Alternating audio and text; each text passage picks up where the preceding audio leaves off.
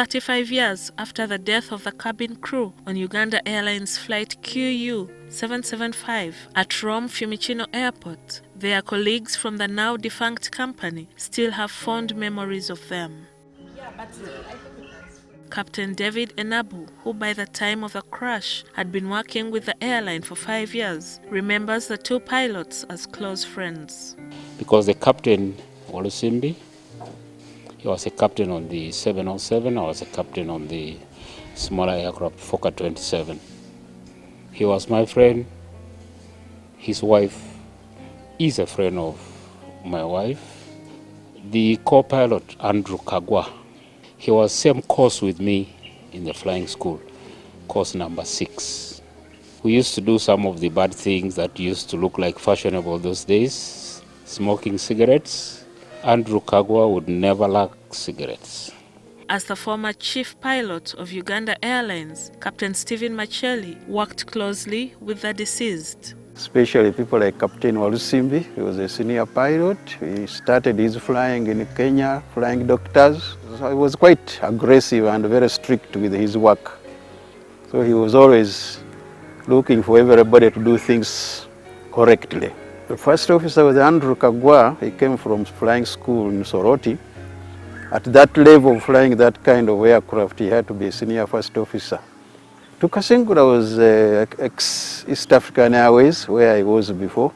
He was a ground engineer, but eventually became a flight engineer. My colleagues, very hard-working people, 2 of them.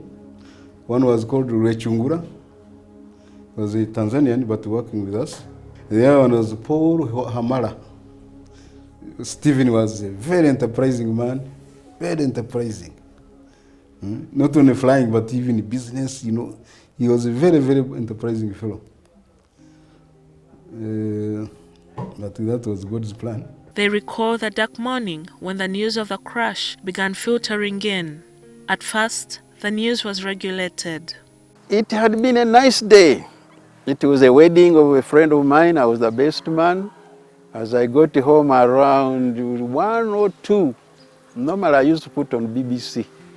Then I heard somewhere in the background, somewhere crash in Rome and a few people have died. Being the chief pilot, I got the phone, the manager in London. And he confirmed that yes, it has happened. And he was in touch with the manager in Rome. Captain Macheli had to initiate emergency procedures to handle the unfolding crisis. We had to mobilize and set up a command center at the airport in the Uganda Airlines offices at the operations department. Relatives of the staff were the first ones since they knew the airport and they were near the airport. They started coming in. Others who had been on the flight going to London thought it was their people. They said, no, it's not you, he's okay. Then you see somebody giving a sigh of relief and going away. For Captain Enabu, the hardest part was flying to Nairobi in Kenya to replace the tires of the plane that would then collect the bodies of the deceased from Rome, Italy.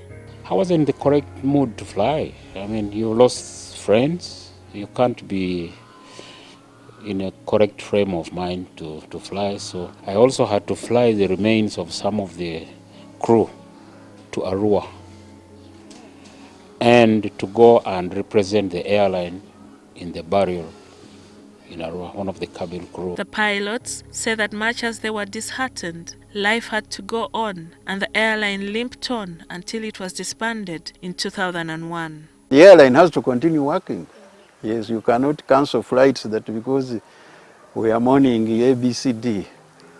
The tragedy has happened, you are handling it, there is a legal part of it, there is a welfare part of it, so there are many departments, not the flight operations. There were a few days, 1 or 2 days, spent with the bodies within Entebbe here. So I think that helped a little bit, that mixing and talking and crying. All the pilots who worked with the airline at the time are now retired. When Captain Enabu left the company, he worked with a number of airlines like Air Zimbabwe, Air Namibia, Precision Air, and Rwandair. 4 of his 7 children are pilots. GILLIAN NANTUME, NTV Tonight.